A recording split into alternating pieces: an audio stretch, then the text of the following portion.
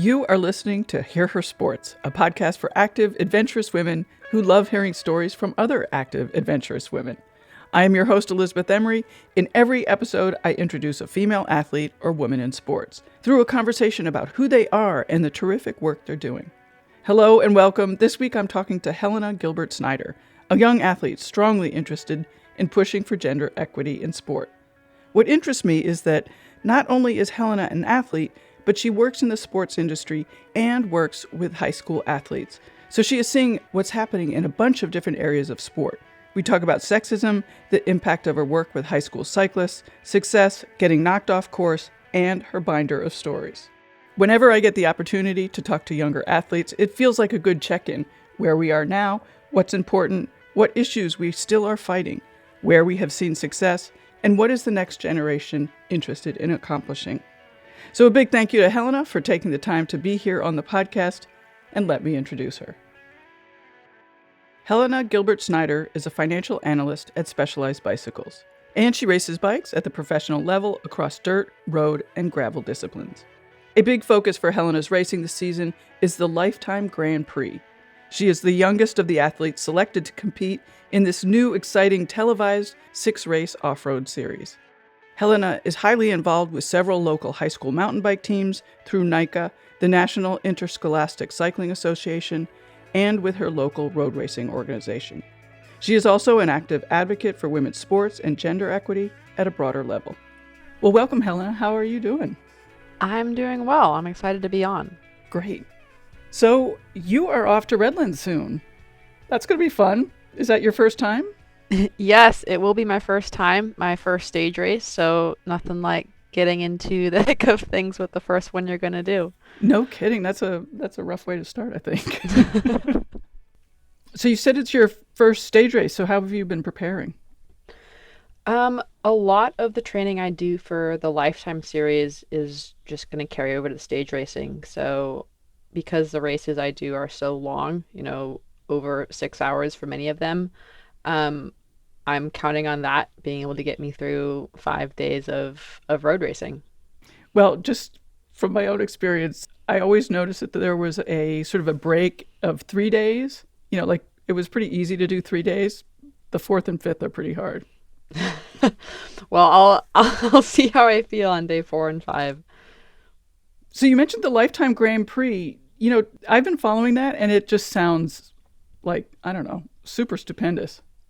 Yeah, it's new this year. It's kind of a cool idea from Lifetime to pull together some of the top men and women in predominantly North America to go to 6 events across most of the year and compete for a large prize purse, but more importantly, just increase field sizes and draw attention to racing at the professional level in the U.S. Yeah, there's not that much big racing anymore in the U.S., or it seems like it's dropped off a little bit. Yeah, unfortunately it has. We've seen some of the big road tours leave. Mountain biking has always kind of been there, but more in the background. And road at definitely an amateur level is struggling a bit. So hopefully this series can, at minimum, draw a lot of people into the sport in ways that weren't happening beforehand. So what was the first event like? You've had one event, right?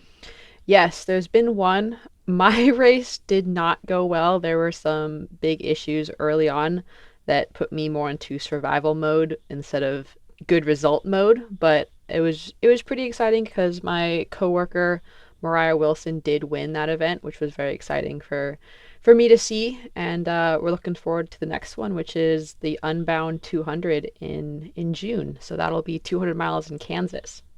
Wow. You've piqued my interest. What happened early on?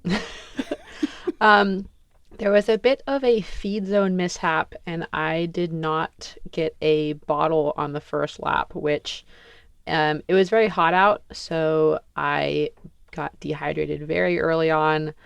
Definitely had some heat exhaustion by the second lap, and was trying to get to the finish line without having to pull out. So not the way you want to start things, but we all get to drop one result from the series. And, I just have to move on from that one and see what I can do the rest of the year. right? And not miss the next feed. Yeah, yeah. That will not happen again for sure. The races are longer, and since you mentioned nutrition, like how are you managing that? And given that you had this little mishap, what's gonna change for this next one? And that's gonna be so much longer too.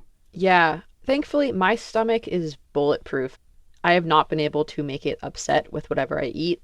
So I rely very heavily on drink mix and gels for all of my racing.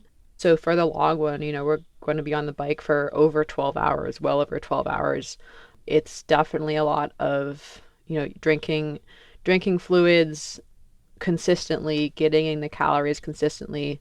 And it's a matter of, how many calories can you consume and how many calories can your body handle before before everything breaks down. And I am assuming that you have a crew, given that you had a feed for the first one.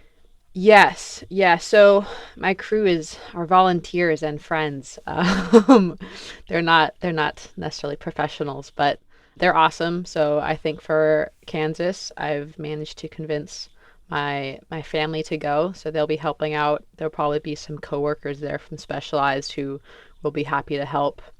And that one's mostly self-supported. There's really only two feed zones where your crew can be. So you bring most of your hydration and food with you on the bike. Whoa, that's a Versus, lot to yeah, carry. yeah, there's camelbacks involved, and there's a lot of stuff that you have to bring with you, and like mechanical stuff for when you flat or have an issue. You're in the middle of nowhere, so you have to be able to deal with it yourself. So, what does your bike look like? What kind of bike, and what panniers or bags or whatever do you have? Yeah, so I'm super lucky. I got a new Crux from Specialized, so I will be racing on that. It looks like a road bike. It just has beefier tires and other little geometry changes, but I'll be using that bike and I'll see how I want to set it up, but I'll likely be using bags on my top tube to carry supplies. I'm a big fan of just stuffing food into my pockets, so I'm sure I'll be doing that. And I'll also have a camelback, which will carry most of my fluid, two water bottles, and then at every crew stop, I'll swap out everything and get a new full load. Are you super rigorous about how much you're eating, like the calories or grams of carbohydrates or however you're calculating it? Yeah, I have a coach who helps kind of calculate out how much I need to be eating and when. It's less about what you're eating in some ways and more that you are eating, especially for events like this where you just need to get stuff into your stomach. So I'll be counting on him to help me plan out, when I have to eat and what. And then it's just a matter of, looking at your clock and knowing, okay, 30 minutes has gone up, like I need another gel. And just staying on top of it. You can't get into a hole early, as as I know firsthand, and that's a lot of the success for these longer races. Right.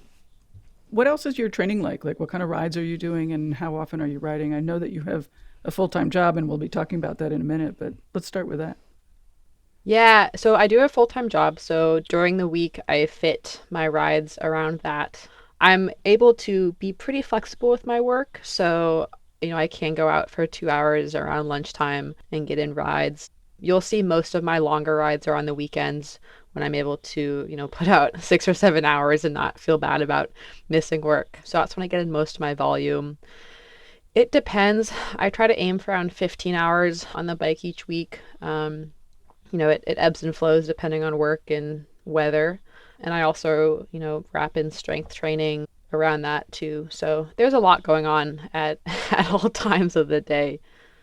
And what kind of cross training and strength training are you doing? And do you have a gym at Specialized? There is a gym at Specialized. Nice. I work with a coach near me who, really specializes in strength and conditioning that can basically balance out what I do on the bike.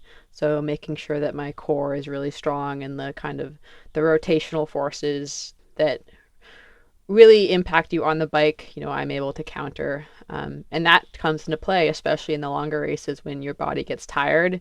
You don't want to start compromising how you're moving, which can, impact efficiency and lead to injury if you're doing something wrong.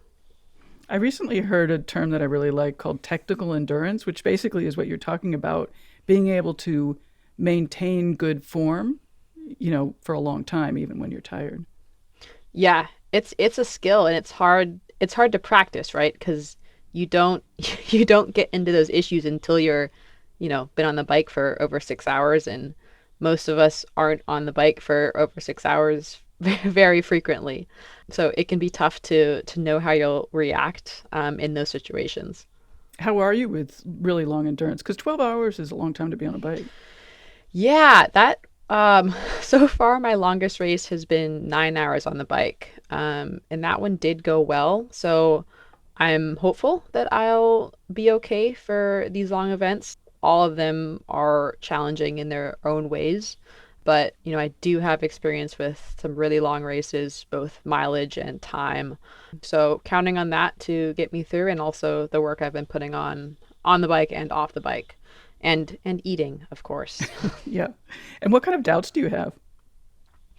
Um, I don't know about doubts. I think that there's always kind of the thought that, oh, what if I'm not good enough for this, or what if I don't deserve to be here, when you see people you're lining up against who, do this professionally, or are world champions or national champions, whatever it may be. But I do this because I want to. It's not my full-time job. I could drop it tomorrow and no one would really would really, care in some ways. It's completely up to me, and it's really cool to be able to see how I can impact a lot of people around me just by what I'm doing on the bike, even though I'm not at, a world level. It can still really drive people and inspire people in other ways, which has been a really cool experience for me to see. And what are you most excited about? I like competition. I am extremely competitive, and I think it's super fun to do things where you're not sure how it's going to go, or if you're going to finish, or what might happen on race day. So I'm always excited to do things that are slightly scary, and you're not positive it's going to work out well. So you said you like competition, and you also sort of hinted that it's a little bit scary. So, on race day, like, what's your mindset? Like, how do you approach being there on the starting line with doubts and excitement and nerves and also goals, I suppose? I think it's changed for me over the years. Early on when I was racing, I was definitely focused on the result, and I was, super focused and zoned in all the time. And that's still the case, but I think I've realized that, it's okay to have some humor with the whole situation and laugh a bit. So, now when I go into races, I don't overthink my warm up. I don't stress about, the perfect everything leading up to it. I do definitely get very focused. You can ask my my parents how focused I can get. Don't try to have a conversation with me necessarily, but I do try to make crack some jokes to myself, or just kind of look at things in the bigger picture, because I think that it's super easy to get so focused on a certain race or a certain result and forget that there are 50 of us lined up in more or less underwear on a start line at 6 a.m. in the middle of nowhere in the dark. Like, that's kind of ridiculous.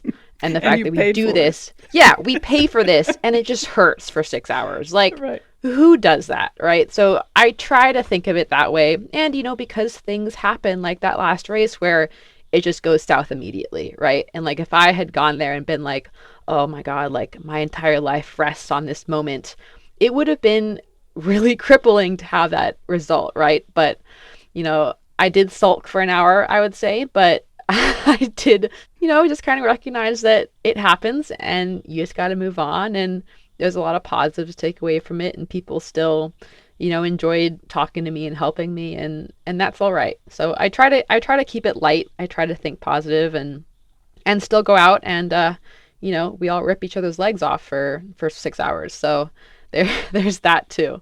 And it's always a learning lesson. Like, Yeah. don't miss your feet. Now you know. You know what I mean? Oh yeah. Oh yeah. So what are your long-term goals? I mean, not just for the Grand Prix, but other races or maybe the Grand Prix series.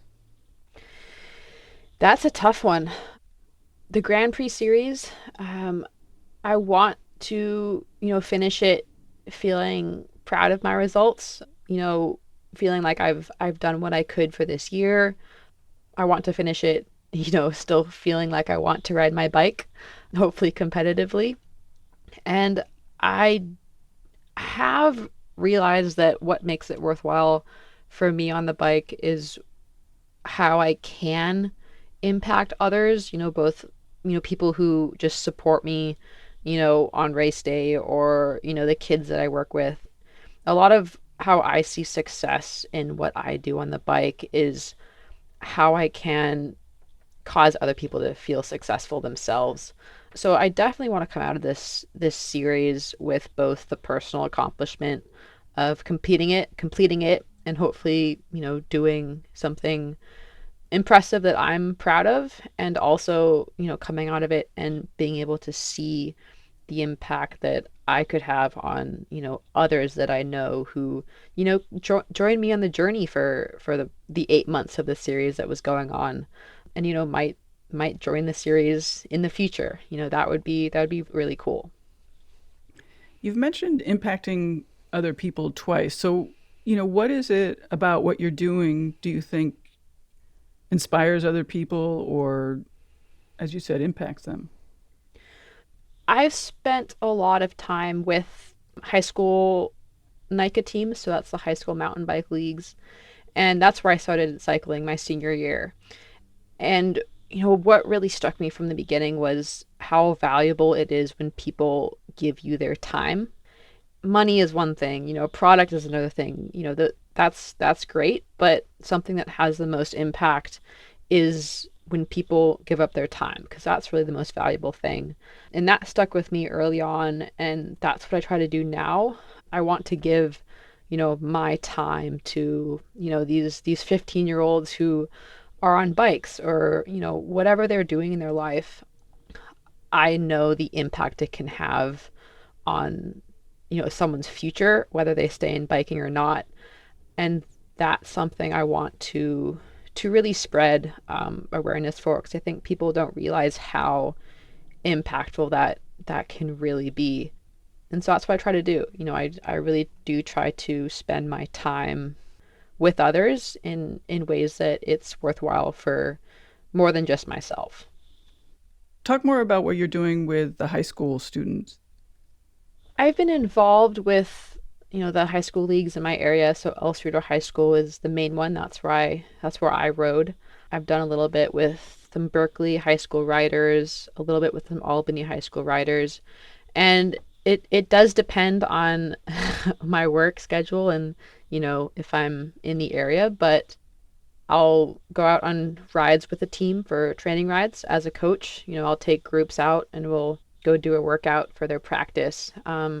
I'll also go out with a couple riders, on the weekend or after school, and we'll just talk or practice something that they want to practice.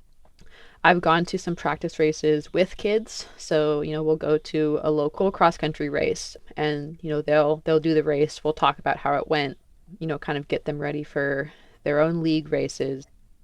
I also have been super lucky to help out with some like girls recruiting. So we do little programming things like, decorating helmets, or hanging out in a backyard and just chatting.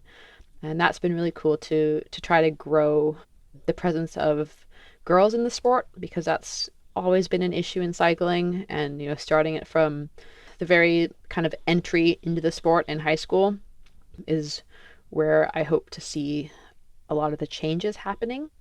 So I try to do what I can there to increase the numbers. Why are the numbers so low? I think there's a lot of possible reasons, and I don't think anyone has the perfect answer. I think one reason is that Cycling is historically a very male-dominated sport. So you have that barrier already. I think there's also the barrier of getting girls into athletics. It can be daunting to try to convince, a girl to join a sport that is male dominated, that is competitive, that can be, painful or hard.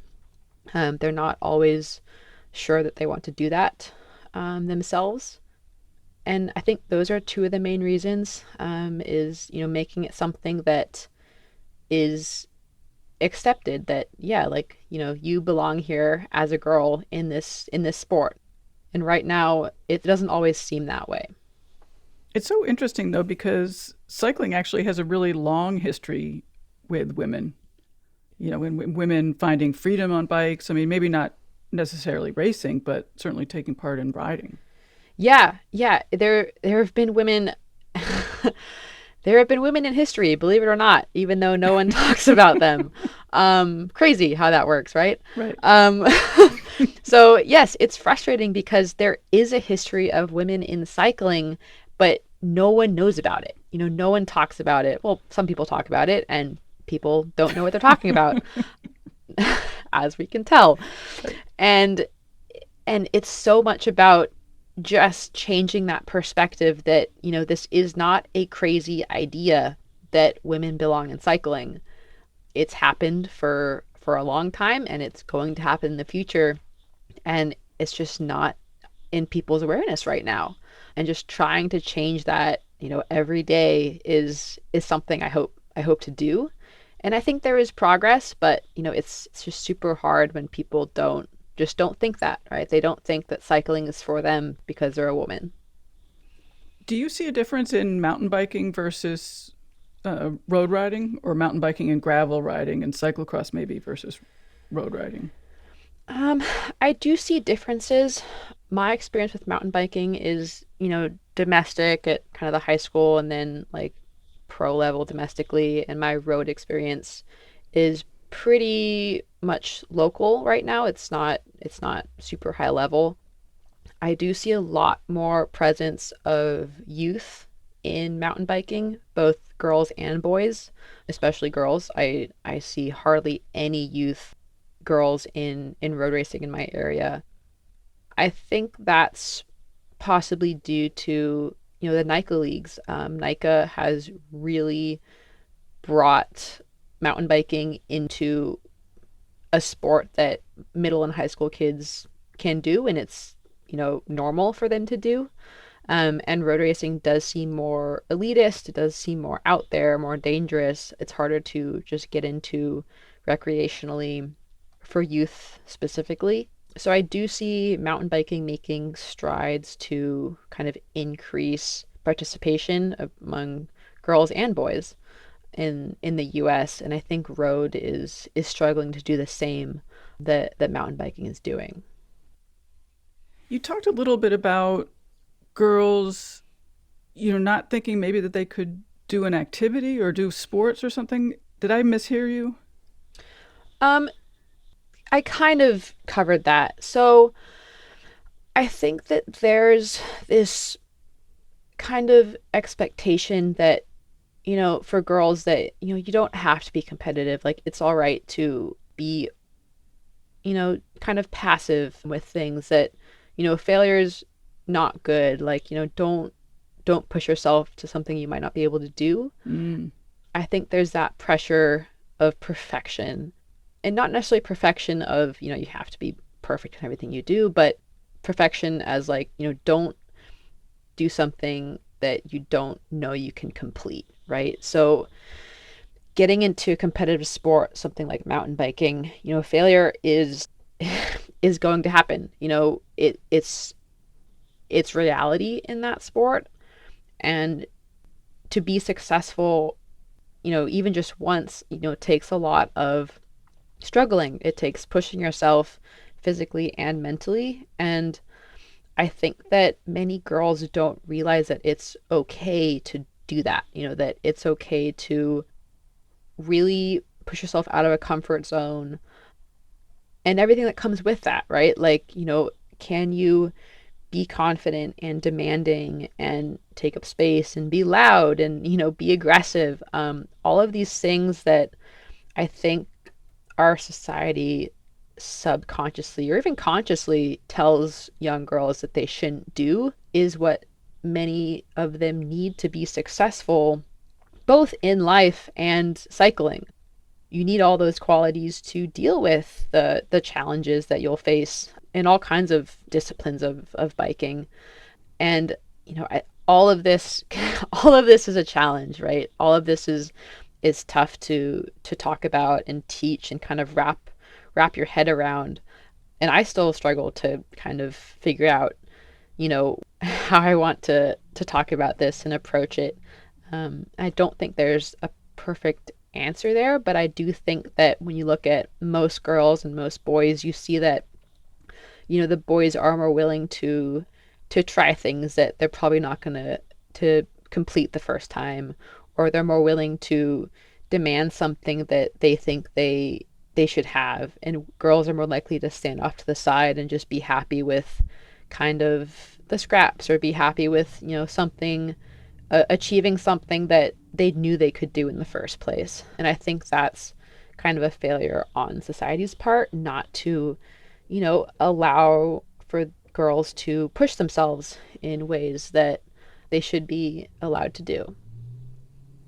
You made me think that, like success in sports and in other areas too is not necessarily about winning all the time.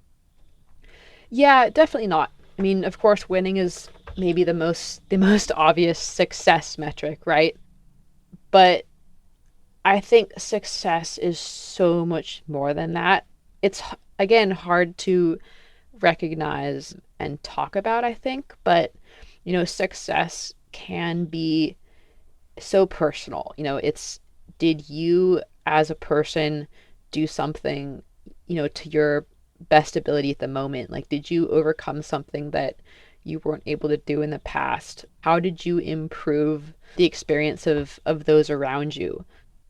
All of this are types of success. And, in order to win races, oftentimes all of that is part of it. But, there can be people who win races who are terrible people to hang out with, or, don't improve the lives of others, who might not, treat their body well. All of those things are different measures of success. And I think that, stressing that success can look different for different people is also important to increase girls' participation, because when you focus only on the result, you often neglect the mental side of things or the progression side of things, right? Like, if you're going to be in a sport for 20 years, like, you're not going to be number one for 20 years, right? So how else can you make that successful and worthwhile for you? Because I do want cycling to be a lifetime, whether it's lifetime hobby or lifetime, serious hobby for everyone. You have to find ways to keep challenging yourself and seeing success in ways that other people might not understand. Well, even when you're racing, or you're in that racing mode, you're not racing every day. You're training every day, probably. Yeah. So Yeah. you have to define success, on a daily basis as well. Yeah. Yeah. This is making me think about something that I read on your website, where you said that you were not good at mountain biking skills. And this is something I think about a lot, is like how people get better at something that they're not good at. And like, why the hell do we stick with this stuff that we're not good at? From the outside, it probably looks crazy. And, this goes into what you're talking about with girls feeling like they have to be good right when they start, which is, of course, not the reality of things. Yeah, I was terrible at mountain biking, and I am still not spectacular at it. And I love that. honestly, oh man, I don't know why I was so stubborn about it, but like, I was just god awful at mountain biking. Like, I could go up hills fine. I could not go down hills to save my life. And it was more of just like me getting really determined that like I could do this, right? I was like, I know I can do this. I'm going to do this at some point, right? And like it took years really until I would say, adequate at mountain biking, and a lot of practice and a lot of frustration and a lot of working with a coach. And I think people like really want to like see me now and be like, oh, like you're so good at everything. And all I see are things I need to improve on, right? Like I'm like, oh man, like I don't know what you're seeing right now, but I see an endless list of things I need to practice and, improve myself. And, there's just that little bit of like annoying like frustration with yourself and like desire to prove that you can do something, I think is what really drove me to pick up mountain biking at relatively like late age to some of these high school kids. I was 18 and had zero experience mountain biking, and stick with it. And even now, I still get frustrated with certain things I feel like I should be able to do, but it's just showing up every day and kind of thinking to yourself, okay, this is a decade long process, maybe multiple decades, a Right? lifetime Yeah, process of getting sure. good at mountain biking, and being okay with that and just going out every day to get better and find success, right? Like success can be for some people like going over a curb, and that's totally fine.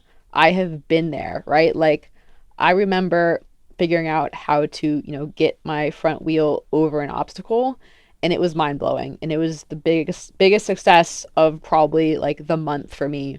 And some people would have looked at that and been like, what the hell? Like that is nothing, but like for me it was huge, right? So there are different levels of success and different things that drive people to find that success, and it's all about encouraging that, right? And like stop discouraging people from doing things that are challenging or hard, because it is worthwhile.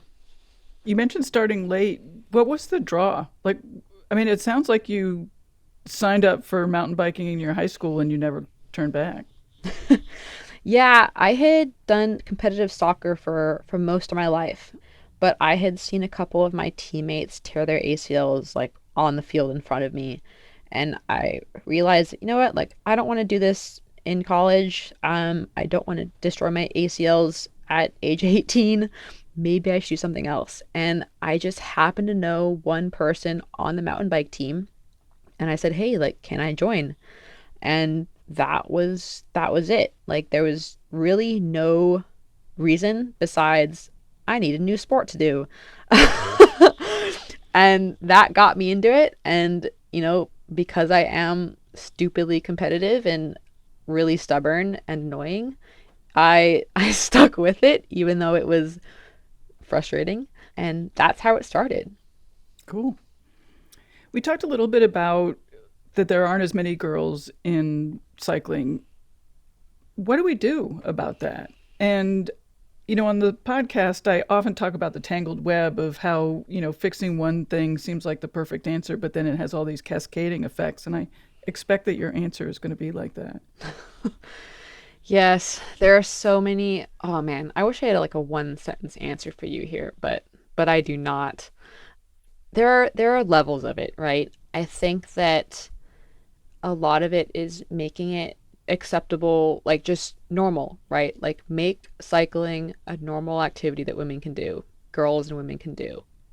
That's kind of the first step, but of course, it's so much deeper than that, right? So we know, right, that women are very active in trying to get more women into sports, just let's say specific to cycling. Most of the women I know in the sport are advocates and are very active and are willing to put in effort. And I do believe that women have a huge role in increasing accessibility and numbers of other women. But I think we're at the point now where it's on the men to step in. I think that men do not realize or do not care about how much of an impact they can have on cycling for women. It's so frequently kind of shrugged off as, oh, like, women can increase women because like women can talk to women, or, all of that. But I wish I had the power that, a man did when they say something. If I say one thing and a man says the exact same thing, what that man says will often go so much further than what I say. And that's a huge power right there that men don't realize they can have to, increase accessibility and, kind of the atmosphere that cycling has for women. And then, the other aspect is because cycling is male dominated right now, let's say in the US, all of those men have this amazing opportunity to open the door and give space to women. It is so easy for, men to go up to women at races and just say, hey, like, what's your name? Like, how is your race? Talk to them about their racing, talk to them about what they want to do, or whatever it is, right? Like, make women feel seen, make them feel like they have a space. It does not have to be, huge time commitments, although if you want to, like, feel free, that's totally acceptable. All of these little things that men can do to have huge impacts. I think that, if you had 10 men talk to 10 women and ask them to come to a race, that would be huge. I think that if a woman felt like she had support and mentorship from just a friend, in cycling who happens to be a guy who could, walk her through a race and like, support her at the end and kind of talk through how to be successful and whatever it was, that can do so much for the sport. It can do so much for the visibility of women and the kind of acceptance that women are a part of this. They deserve to be seen, they deserve to be here, and they deserve to have, everything that men have in the sport. Everything that you've mentioned so far is pretty grassroots. What do you think about sort of the structural system? Is it supportive? I mean, we could talk about a lot of different structures like UCI, USA Cycling, but any other like clubs and whatnot. I have not had great experience with USA Cycling. I think that the organization means well. I do think that they want to improve cycling, but I think that they're going about it the wrong ways, or they're not aware of, how to get women into the sport.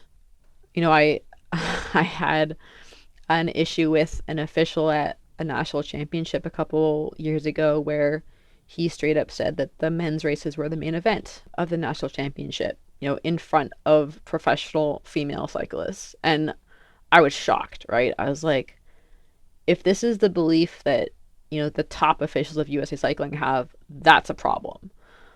There also, as most people in road racing know, the upgrade requirements for road racing are very, very difficult for women because they rely on field sizes. And many field sizes for women are super small. And if you don't even have 5 starters, points don't even count, right? And so many times at local races, there will not be 5 women in a field. So, there's no way for women to move up categories the way the current system is set up. So USA Cycling is really driving women away from road racing, into gravel, into mountain biking, because of how bureaucratic their system is. They don't allow for people who come from, gravel racing or mountain biking to upgrade road categories based on recommendations or other events, which I think is a huge oversight, and they're losing out a lot of participation due to that. And, so far they have not really been receptive to changing that. And I think it's unfortunate. We do know that most of their membership base are older men, but if they want to change that, they have to, address the problems that are facing their other groups. So, yeah, I would say that most of my belief in change comes from, grassroots and smaller organizations like NICA, because I don't see USA Cycling or the UCI making changes at the bigger level. Even though they have the power to do so, I don't think that they are in the spot to make those changes. So I think it's on other people to do it for them. In your experience with the high school kids, what are their goals for cycling? Do they want to continue racing once they go to college? Like, how is sport, how are bikes fitting into their life? It depends on the kid. A lot of them come into the sport not thinking they want to race, forever because it's just a high school sport they're going to do. And you'll see some completely change over the years, right, across the 4 years in high school to be super competitive, to want to do it, professionally later on, whether they have a job or not, they still want to compete at the pro level. Others, just want to do it recreationally for the rest of their lives, and that's totally fine. I do think that most of them aren't necessarily interested in racing professionally later on. And that's part of the reason why I think there are so many lessons that cycling can give to youth that is beyond just, winning a race, that I kind of that I want to drill into them before they graduate high school, because I think that there are lessons to learn and take away from that will, positively impact the rest of their lives, whether it's on a bike or not.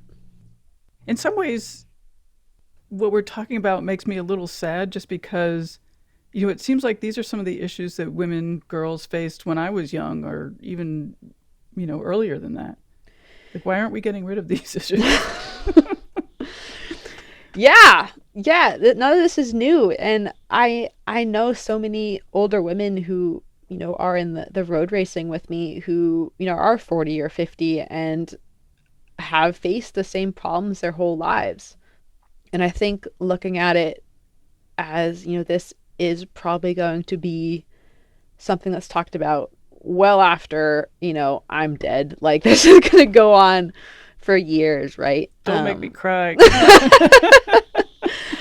But there are changes that can be made. We see it. We see more women getting into the sport. We see women who are willing to say, hey, that's not right. We're seeing men say that, hey, that's not right. Women deserve this.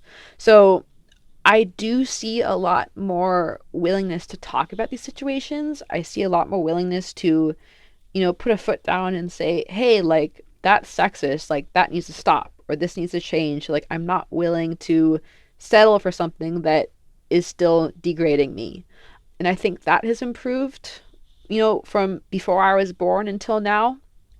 I just think that, as more women get into the sport, more issues come to the surface that, are so systemic and, need to be addressed. And it's just going to be a process, and being willing to, figure out what you want to focus on and, try to find support and, just keep talking about it and just keep bringing it to light. And, don't let people convince you that you're not worth it. Well, I want to talk about your job because you work at Specialized. So what exactly do you do there? I work specific to the USA, so I'm not a global employee. And I do a lot of work on our bike and equipment product. So I kind of help look at, all of our prices and margins for the year and figure out how to sell our product and kind of the landscape of the US and, how we can, increase sales and, support the riders that we service. So that is a very broad answer and does not really answer anything, I don't think. But whatever pops up on the day that someone needs help with, I'm there to support them.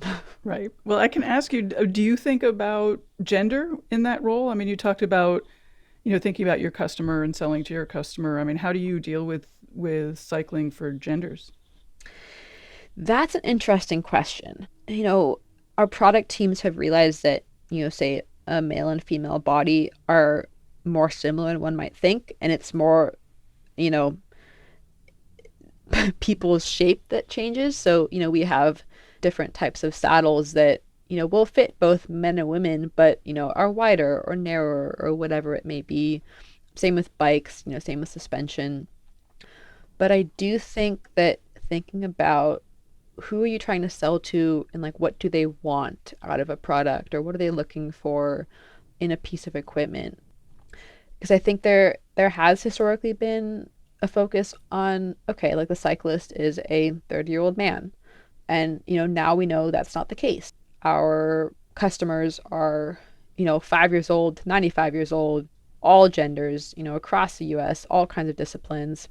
And I think it's a lot harder to internalize that than to just say it, right? Like, I think that, it's still super easy to list off, 5 professional cyclists and just have them all be men at the company, but thinking, oh, like, SD Works is like the top, if not one of the top road teams in Europe. They're all women. How can we design our product to help them be successful? And, of course, at the amateur level too, in the US, how can we design, bikes that will help a woman feel more comfortable on, rough gravel roads? She might need different suspension than a man because she weighs less. Things like that, I think, are definitely recognized by our product teams and are being talked about and thought through. And I think it can just be a challenge to realize how many different types of riders we have and how best to service all of them and make all of them feel valued and, feel like, yeah, like you are a cyclist. Like whether you ride once a year or 6 days a week, you are a cyclist and you have a spot. And that's really what we're trying to do right now to make everyone feel welcome. You must be unusual at Specialized being, I'm sort of imagining you being one of the few women there. Is that true? There are more women that specialize than there have been. I still think like the company splits maybe like 70-30. So it is not equal. However, it is improving. I would say that I'm probably one of the loudest and most annoying about these topics there. So there's that. But I've been there for over 2 years now. So, I've kind of seen the company and kind of what we do, and I'm still around, so that's good. There's that. How did you know you wanted to get into the cycling industry?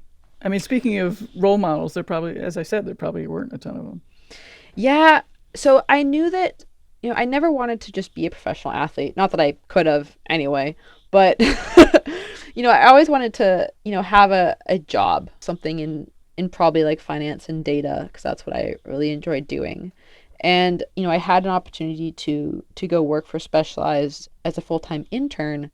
And, I thought to myself, hey, like this is, a company that aligns with what I'm interested in athletically right now and gives me an opportunity to work in a job that's, challenging mentally, right? Like it's, data driven. And working out problems. So it really did seem perfect, having support on the bike side and having support on the job side. It was just kind of a perfect match, and I'm still there, obviously, so it has worked out so far. And I do still feel that way. It's great to be able to combine kind of my passions outside of work with my work. And it also is nice because it does not feel like bikes 24/7, right? Because I'm not working on product. So I can kind of, get into my worksheets and my databases and forget that it's about bikes. So I can kind of, escape from bikes a little bit if I need to and still enjoy the industry experience. In the YouTube video that you're on, it was a Get Kids on Bikes benefit. And you say that you made sort of this reference of pages of stories of sexism. Was that at work? Was that in your coaching? What are you talking about? Yeah. So when was this? I think I had just graduated high school. I was in college at this point, and I was frustrated because people that I talked to didn't realize how widespread, the experiences that women have are, right? They was like, oh, like sexism is old, right? Like we're in 2020, like sexism doesn't exist anymore. Like, come on. And it was frustrating to me because there's so many levels of sexism and it's everywhere, right? Like if you're not seeing sexism, you're just not aware of it. Like it's there, like your eyes just aren't used to seeing it. You're so used to it. And so what I did was I went and just reached out to dozens of cyclists I knew. At that point, they were all about my age, so maybe 18 or so, 18 years old. And I said, hey, like, what's your experience as a cyclist? Like, do you have experiences, negative or positive, related to your gender, or whatever it was? And I got so many responses from all kinds of people, different ages, different experiences. And some of them were shocking, right? Like, you don't want to hear a 16-year-old like just list off these experiences of, being made to feel like she shouldn't ride a bike because she's female. And I think people like to have this nice little bubble, right? That like, oh yeah, like, that doesn't happen here, right? But it does. It happens here. It happens everywhere. I think that most women have these experiences. I think it would be harder to find a woman who doesn't than a woman who does.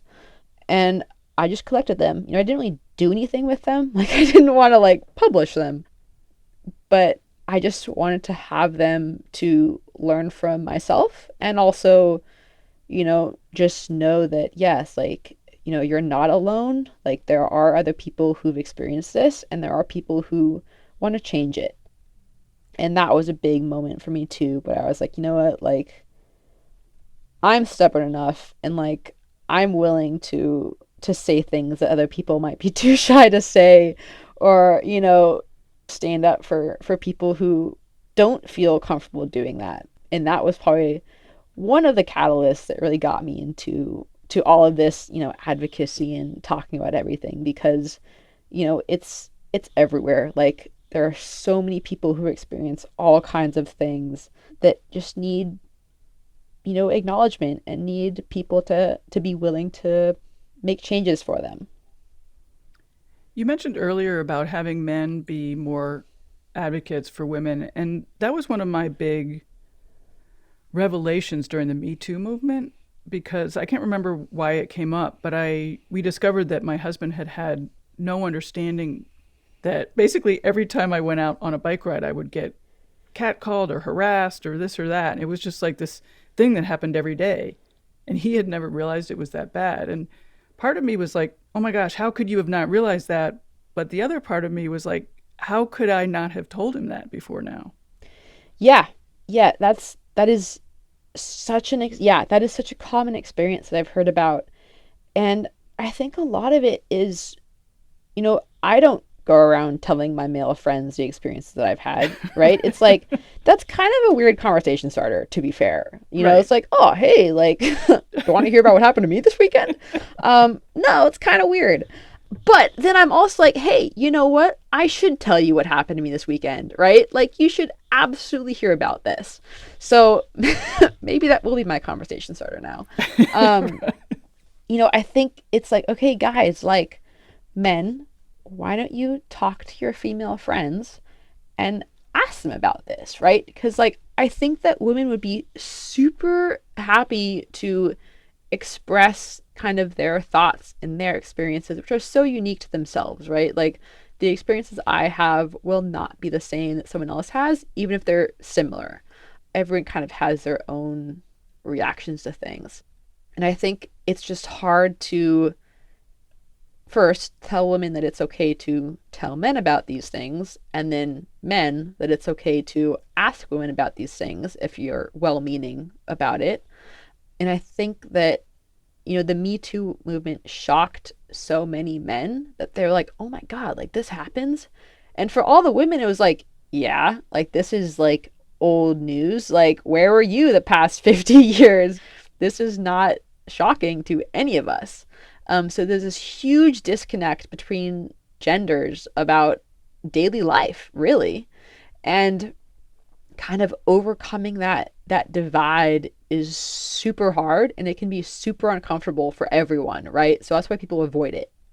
But I think that trying to find that, discomfort and accept it, and try to, figure out how it can be approached, and, how both sides, both men and women, can use their experiences and their different types of, power dynamics to make everyone's lives better.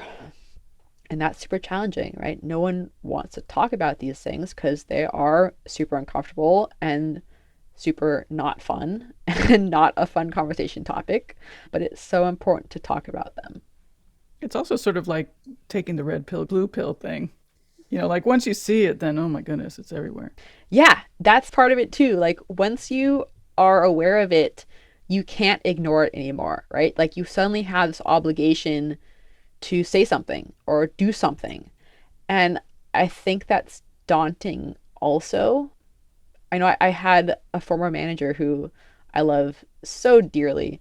And, we would talk about these things. And, he started to realize them, at work or in daily life. And he came up to me and was like, hey, like, I see these things now. I have to say something. I was like, yes, you do. You can't just be a bystander now. And I think that it was super daunting for him, but also he leaned into it and he was like, you know what? I can. I'm, older. Like I can totally say something now. And it was very encouraging to see that because I think that you do feel like you have power when you recognize sexism or whatever it is in the world. You recognize it and then are able to at least challenge it or say something about it. And so I think that people should strive to be that way instead of just pretending it doesn't exist or refusing to see it, right? What's it like in the cycling industry? I mean, I don't want to call out Specialized, but at Specialized or in the industry as a whole. Um, I think that at Specialized and in the industry, most people are very well-meaning. They want to make a difference. They've heard about the challenges that women face and they want to improve that. But again, it's very hard to recognize the challenges that some people face when you are not those people, like when you don't have that shared experience or you don't have many women to talk to. So I think that, a lot of the men in the industry are in their bubbles of their realities, and their realities are not my reality.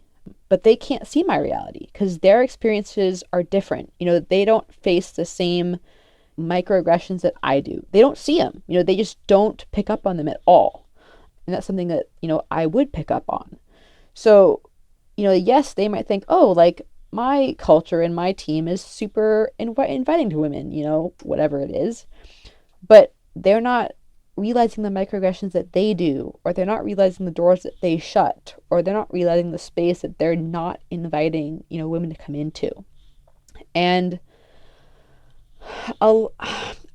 this is tough because this kind of goes back to telling men that they need to talk to women and specifically talk about these things. You have to talk to women to hear about their experiences and learn about their experiences so you can see them yourself. Because, men aren't going to face the gender microaggressions that women do. Men probably will not notice the board presentation that has, pictures of only professional men's teams, but women might.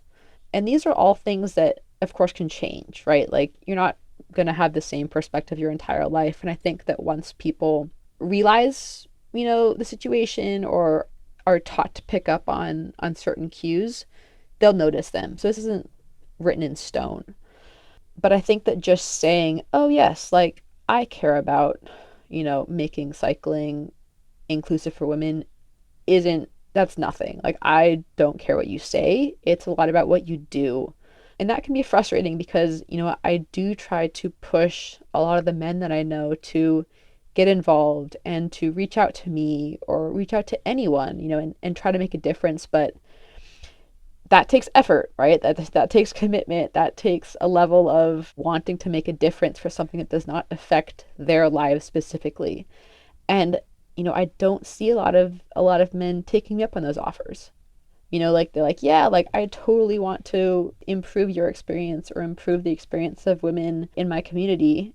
And then I'm like, cool, why don't you talk to me about our experiences? And then they don't want to reach out, or they just kind of go silent. And I think I've learned to just, you know, not accept it, but just know that it's going to be a process of me constantly bringing it up and talking to all the people I know about it until they start to internalize it. Are you hopeful? What keeps you going? I am hopeful. I think what keeps me going is that I see the changes affecting women around me in positive ways, both from what I can do and what other people can do. So, even if the change is so small, even if it's just, getting women to have the same prize payouts that men do, that impacts a lot of the girls that I race with or, help coach who see that. And like they see that, hey, like I'm equal, I'm worth it. So it's small, right? Like there's so many small victories that you can see and you can pick up on. And that keeps me going because I think that even if it's just one person who you improve their life in cycling, that's enough, right? Hopefully it's more than one person, but that's where you start, and you just have to keep going each day and being willing to stand up and be annoying and take up space and frustrate some people and see what you can get done. What are your aspirations in the industry? Um, I think that my aspirations in the industry are, beyond just like racing success or, job success, and are definitely more of I want to make cycling something that girls and women see themselves doing or have the space to take part in and don't face the same hurdles or challenges that I face, or at least, we can decrease those hurdles. I think there are a lot of glass ceilings in cycling, both in industry and in the sport.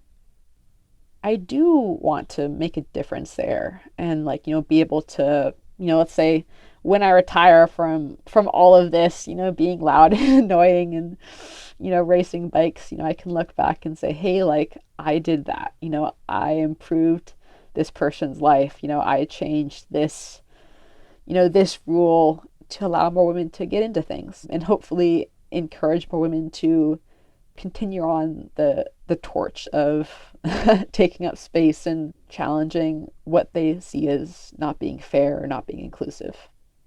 Have you had smooth sailing in terms of, I mean, what barriers have you seen for yourself? Um, I think I've faced barriers of kind of access. It can be very hard to race at a high level when you don't have sponsors or you don't have certain connections that other people do.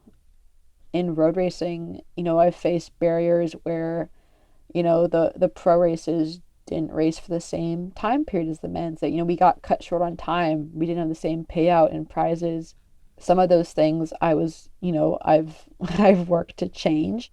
And some of those things, I see as such a kind of endemic problem that, I see that the impact I can have is, helping people climb over those hurdles, right? Like if you can't knock the hurdle down, make it easier for other people to get over it, So if I can help someone figure out how to get to a race or how to get a license, like that took me forever to figure out, I'll pass that information on. I've faced, issues of sexism and discrimination, but I see that more of a common problem. Like that's what everyone faces. So I think most women have to have no choice but to overcome that themselves.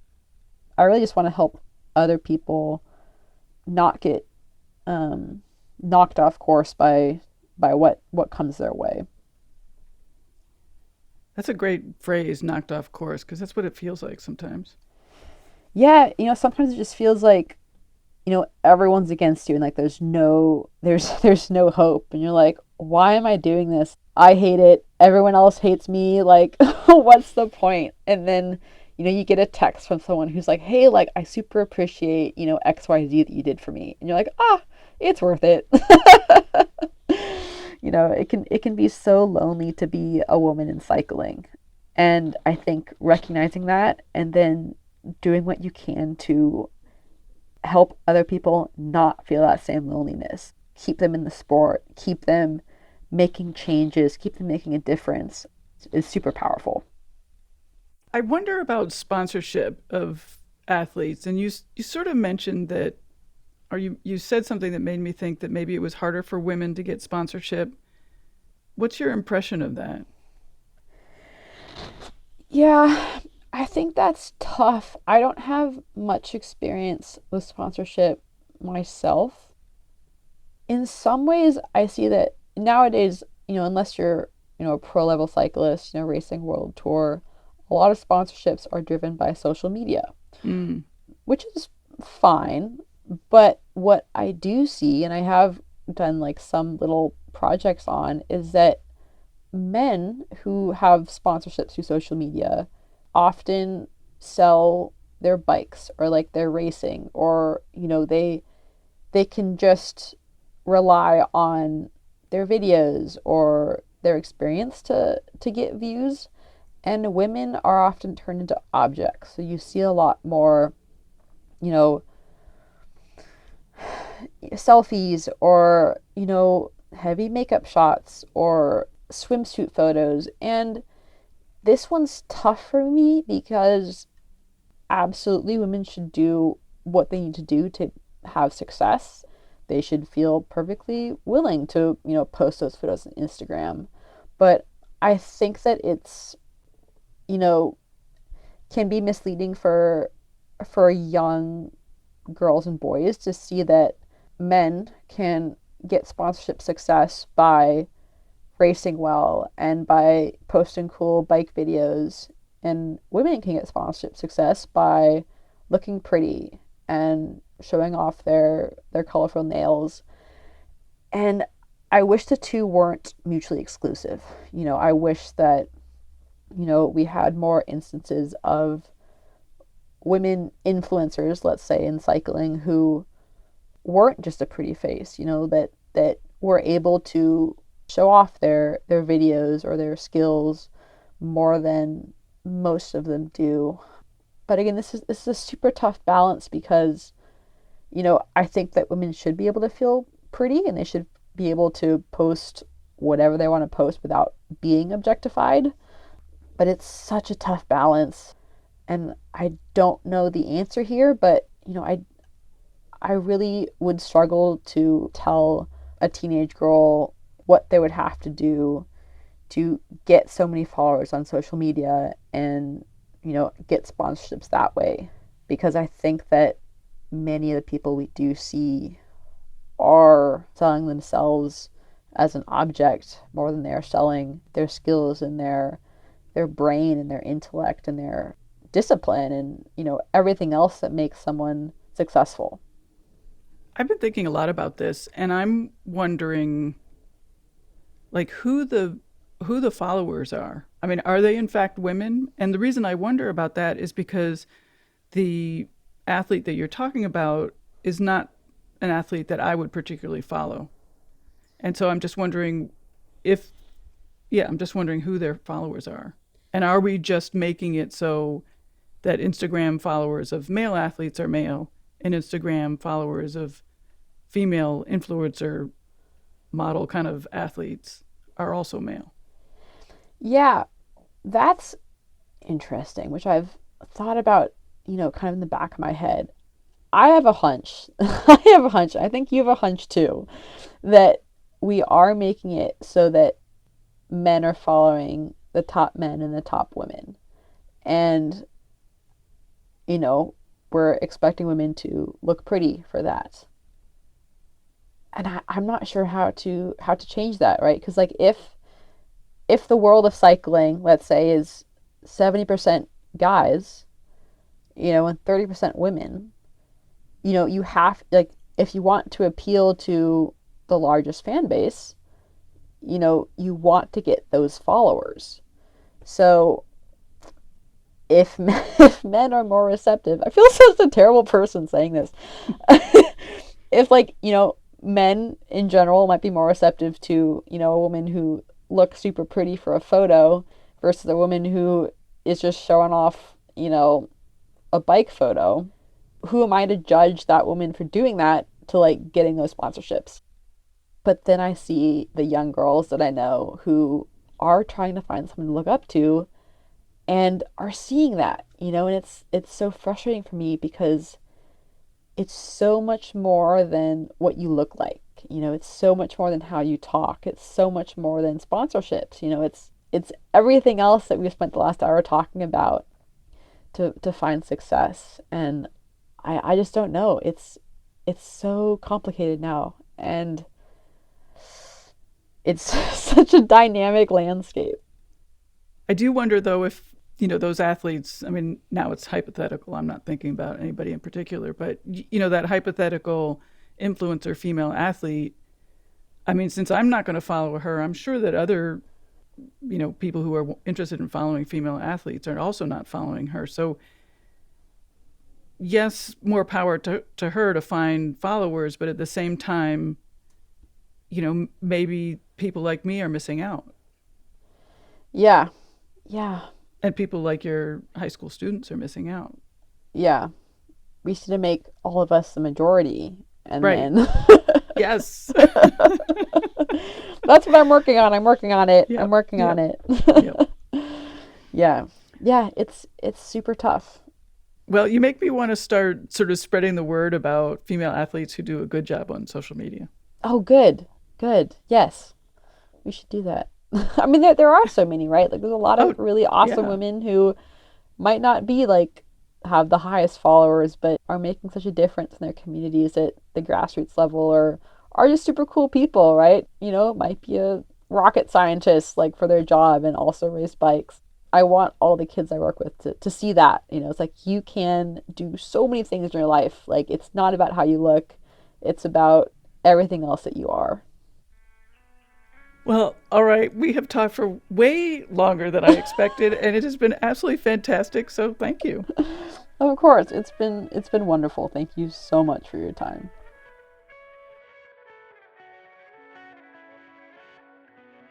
And that is a wrap for this week's show. Thank you to Noel for connecting me to Helena and recognizing that she and I would have a lot of stuff to talk about. It's always fun to have such terrific women on the show and to offer you an opportunity to learn from them and take those things into your own training and lives. There are other ways to keep the conversation going. Hear Her Sports is on social with the handle Hear Her Sports. You can send me an email to elizabeth@hearhersports.com. I always love hearing from you and do reply. And if you aren't a newsletter subscriber, check it out. Between episodes, I write a few words about issues in sports, the podcast, and how to watch women's sports or follow along in other ways. Sign up at hearhersports.com. And until next time, bye-bye.